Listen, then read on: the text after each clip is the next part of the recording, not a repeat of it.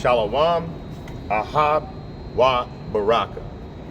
In other words, peace, love, and blessings.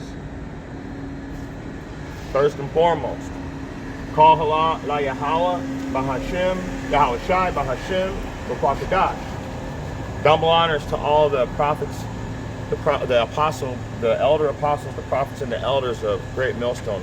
Also the disciples and the sincere Akyama Akwaf coming into the sincere 100% truth. Today I had a couple things I want to go over. A real short class, honestly, on reincarnation. So I was talking to somebody and he said that reincarnation is that in the Bible. So, and of course, yes, it's in the Bible. Of course it is. But let's get right into it. If I seem a little off today, it's because one of my dogs got out this morning. I haven't found him yet, but I have to come and bring out the word though. This word is more important to me. Hasten not in time of trouble, and then thy last day joy shall spring up. He's got a microchip. I'll let the animal control find him or whatever, but yeah, it just bothers me. You know, it kind of throws you off, because even like when a shepherd has 100 sheep and one goes away and you find that one sheep, the whole village rejoices in that.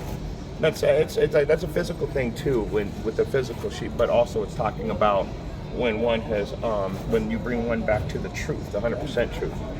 But also the face value of it is I would be super happy and my whole family would be happy if I were able to find my dog. My neighbors were like, all right, man, you got your dog back. So it's kind of throwing me off, but I really want to bring this class out, and I had a couple things I wanted to go over. But first and foremost, I wanted to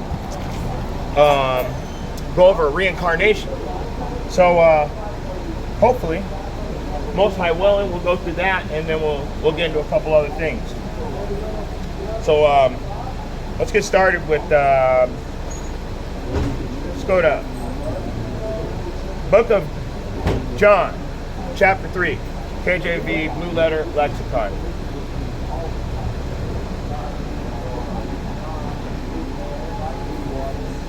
And we're going to go down to, we're going to start at verse 12. We're just going to read verse 12. This is important. You got to understand this. John 3 and 12. If I have told you earthly things, and you believe me not, how shall ye believe if I tell you of heavenly things? So, right away you got to pay close attention to what I'm saying here. Because only the ones that have true faith in Yahweh B'Shem Yahweh Shai are going to be able to understand reincarnation in the first place. So, when you say the word reincarnation, the first thing you got to ask yourself is, what does the word mean? Re, back in. Carne, what is carne? Carne is flesh. So when you say reincarnation, you're saying back in the flesh. And if you can't understand, you know, just basic earthly things, how are you going to understand or be able to even receive the 100% truth or receive any type of message? You got to know the basics first. So this class is probably going to be for the people that understand a little bit more. Let's go over to the book of Daniel. And this is just real quick. These are just a few precepts I put together like last night or this morning. So most high willing, it'll everything will work together. So let's go down to we'll start at the top first. So Daniel 12 and 1, or let me make sure of my notes here. Yeah, Daniel 12 and 1. And you know what? I actually remembered my glasses today. So let's try those. I was having the worst time seeing yesterday. I didn't say nothing, but hold on there, Israel. I'm right down here.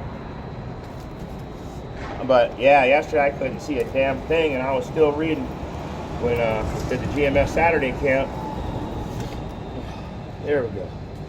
Oh man, you want to talk about a major difference?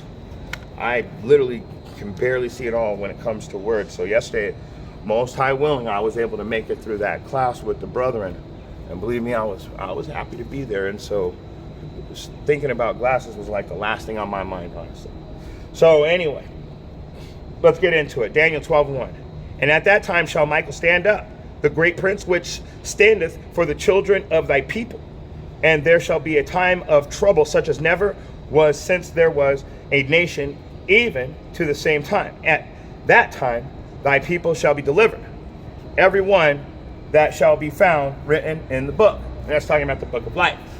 So 1/3 of the people here right now that are Yashar Allah, the prince of a godlike power, the princes of godlike power, the men and women of Yashar Allah, they're going to, the ones that are written in the book of life are going to be delivered. 2/3, you guys have to die a horrific death with the rest of the nations. But wait, there's more. Let's go to verse 2.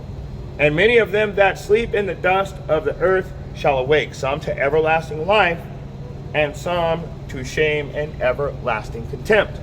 So, and we are reincarnated, so we are sent back, okay? We are sent back. So if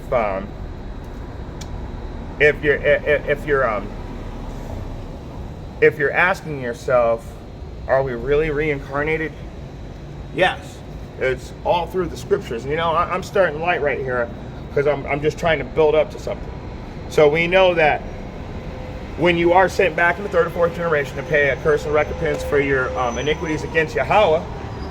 So when you are sent back, some of you are going to be sent back. You're all sent back into the same lot. You're going to be sent back so when I was in my past life, I was teaching and prophesying. Now that I'm back, I'm teaching and prophesying again. The person that was doing wicked in their past life, now they're back. They're doing wicked in this life. They're doing wicked again. The people that were part of the alphabet community in a past life, they're back. I was showing my kids this morning about them too, how the statue of Baphomet has a female breast and then a phallic symbol representing a man. So it represents men being women and women being men. So that transformation. But anyway, let's get back into it. I don't want to get too far off the point here. Let's go to let's skip to verse 13. Stay in Daniel chapter 12. Let's skip to verse 13. And the reason why, let's read 12. Blessed is he that waiteth and cometh to the 1,305 and 30 days. But go thou thy way till the end be. For thou shalt rest and stand in thy lot at the end of the days. So it's saying, so how is it if we're going to go our way and it's sealed right now, but we're going to rest in our lot at the end of days? You have to. What, are we going to live forever? No, we're not in this flesh. This flesh is but a blink of an eye. This corruptible has to be made incorruptible. This mortal has to put off the mortality and become immortal. So we will have an everlasting life, but not in this flesh. But and it's saying go thy way. So what we do is we live a certain amount of time, and then we're deleted, and then we come back, and we're going to keep coming back until Yahweh Shai returns. I mean we could go in real deep, and I could tell you how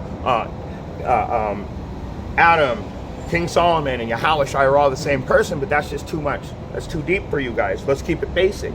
Let's just keep the basic wisdom before you guys get too confused.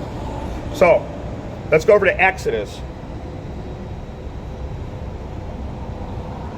Exodus chapter 20, and we're going to go down to verse, I want to say 5. So let's read it. Thou shalt not bow thyself down to them, nor serve them, for the Lord Yahweh, I am a jealous God, visiting the iniquity of the fathers upon the children unto the 3rd and the 4th generation of them that hate me. So it's telling you the book is sealed until the end, that you're going to go to and fro until the end.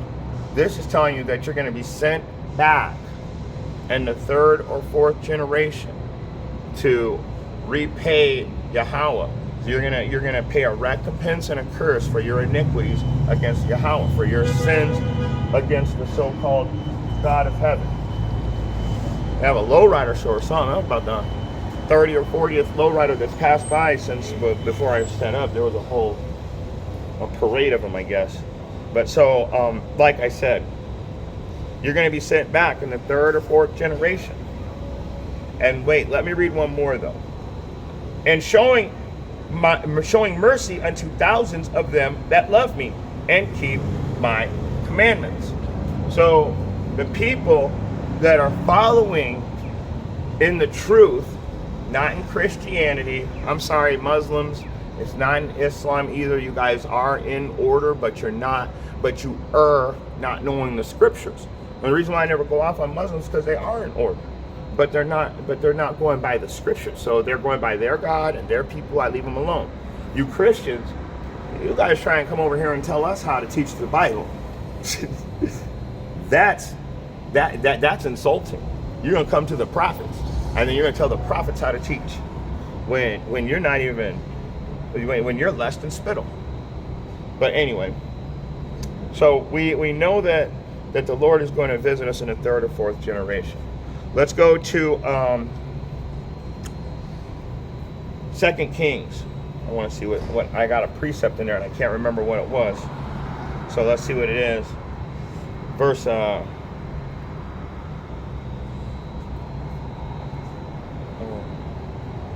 Let's go at, yeah, let's get it. Second, you know what I really want to do is I want to bring that out in a minute. I want to hold that and bring that out in a minute. So let me go ahead and get Exodus instead. I got a good precept for that to line up. I want to get that in a second. So let's just go to Exodus chapter 34. This is let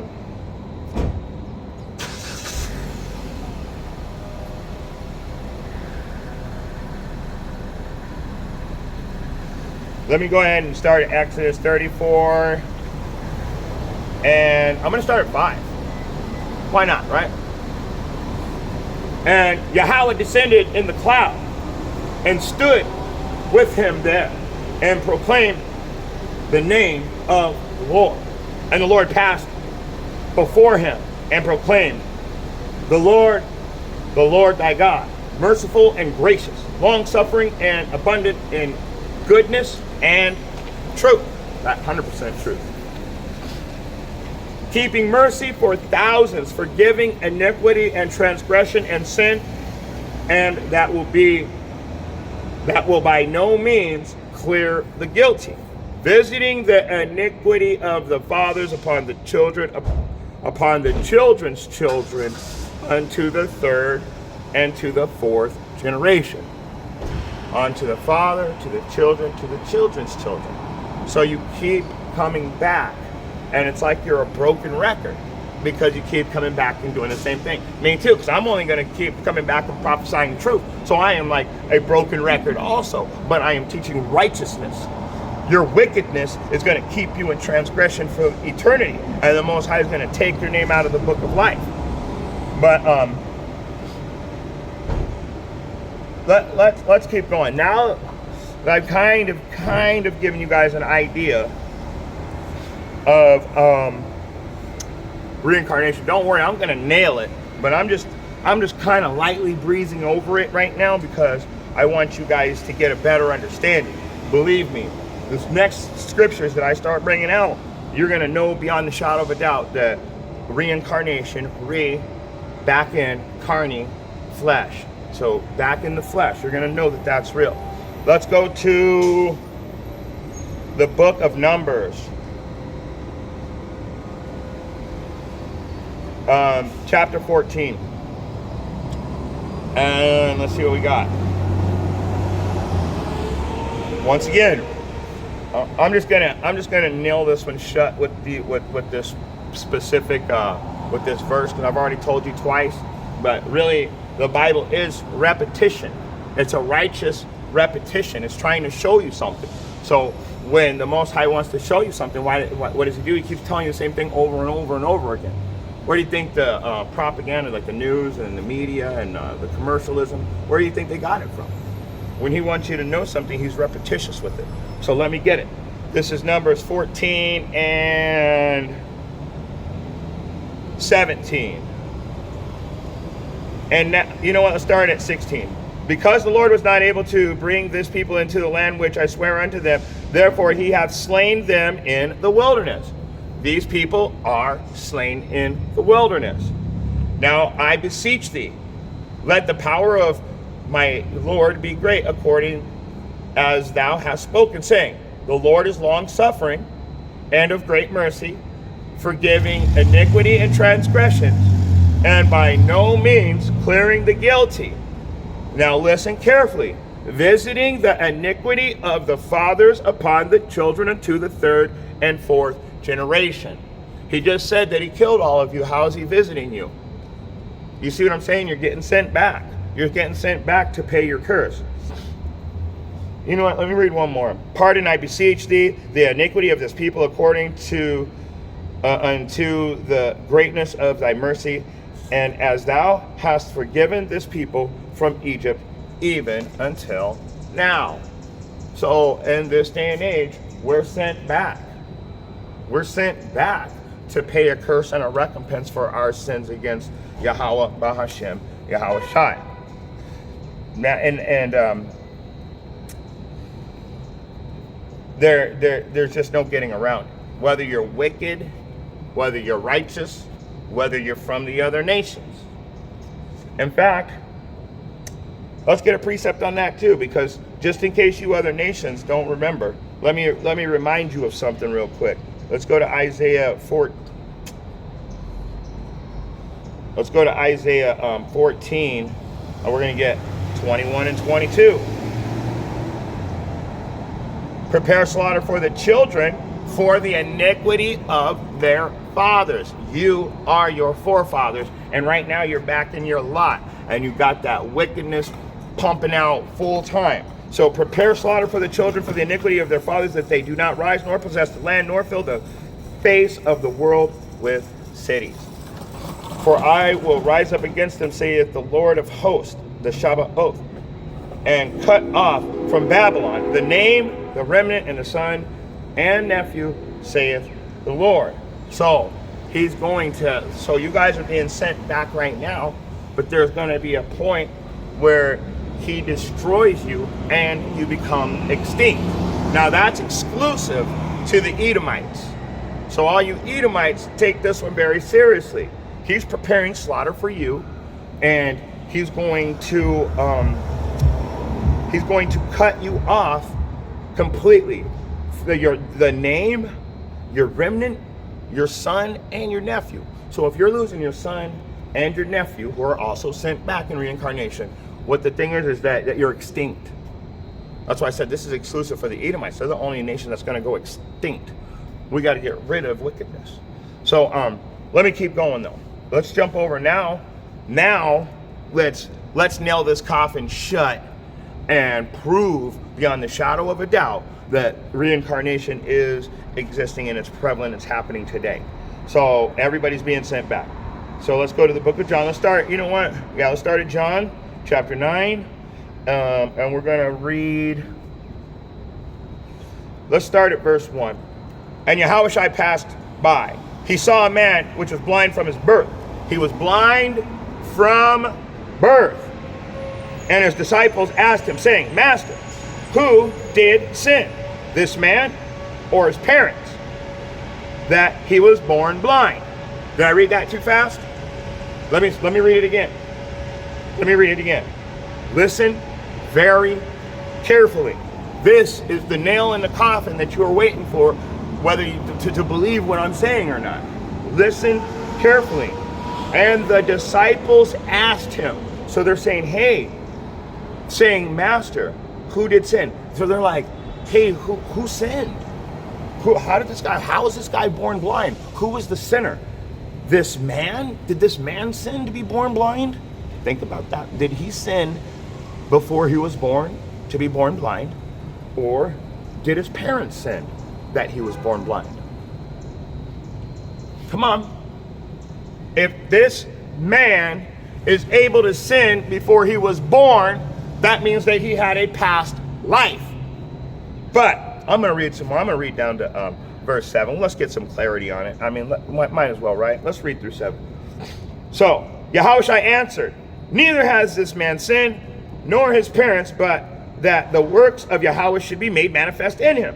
I must work the works of him that sent me, while it is day, that the night cometh when no man can work. So he's telling you that there's going to be a time where he's not going to be able to perform these miracles, because as soon as they take him off of the scene, it's going to be darkness for Israel until he returns.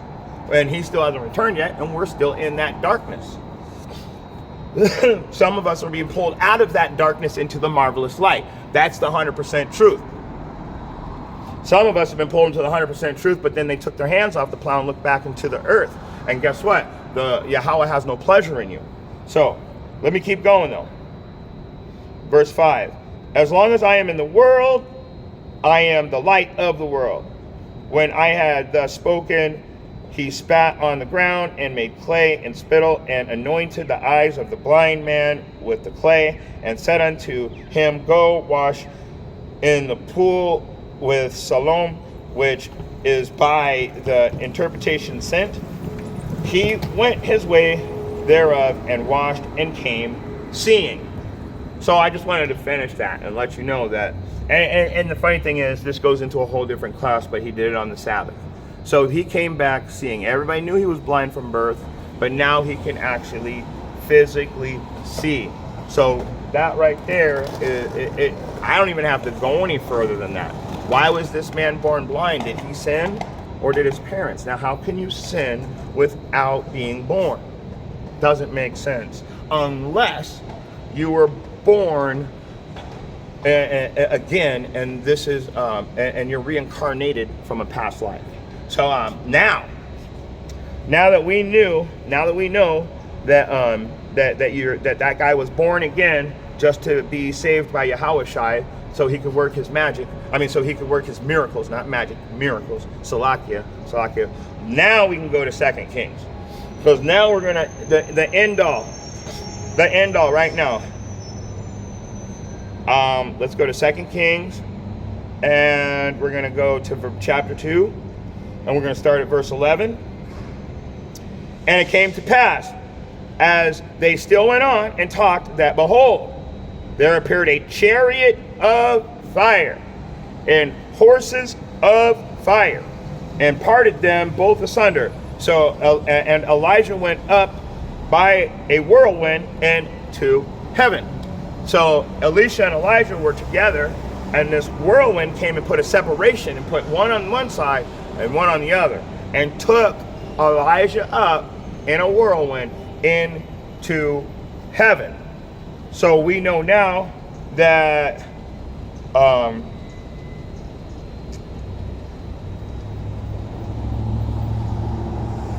he was taken without dying. In fact, let me read one more. And Elisha saw it, and he cried, my father, the chariot of Israel, and the horsemen thereof. And he saw him no more. And he took hold of his clothes and rent them in two pieces. So he tried to grab a hold of him as he was going into the chariot, and he ripped his garment. So that's what it's saying. So what's the significance of that? Well, now we've got to move about maybe a couple thousand years into the future. Let's check it out. Let's go to the book of Matthew. And chapter 17. And we're going to start at verse 10. So we know now that Elijah was taken up into heaven, right? He didn't, and Elisha witnessed it. In fact, he has a piece of his garment, a piece of his mantle, and what that is a cloak. So he had a piece of his cloak is what got ripped. So let's go into the book of Matthew chapter 17, starting at verse 10. And his disciples asked him, saying, why then say the scribes that Elias must first come? Who's Elias? That's Elijah. So they're saying, why did you tell the scribes that Elijah must first come? And Yahushua answered and said unto them, Elias, truly shall first come and restore all things. So he's telling you he's going to come back. He's going to be reincarnated. Okay? So let's get the point. But I say unto you that Elias, which is Elijah, is already. He's come already. And they knew him not. But they have done unto him whatsoever they listed. Likewise shall also the Son of Man suffer of them. So Elijah was reincarnated, but they knew him not. And they chopped Elijah's head off. Because who was Elijah when he was reincarnated? Verse 13. And the disciples understood that he spake unto them of John the Baptist. And I would like his head on a platter. So they didn't even know that John was Elijah. Yahushua had to tell them.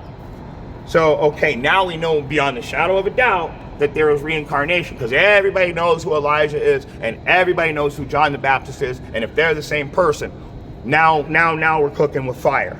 I got it looks like I got one more verse on this. I got one more verse. Let's go to the book of Hebrews. One more precept, I should say, maybe one or two. Let's see. Chapter 9. And we're gonna go down to verse Shalom, Akiam, Shalom.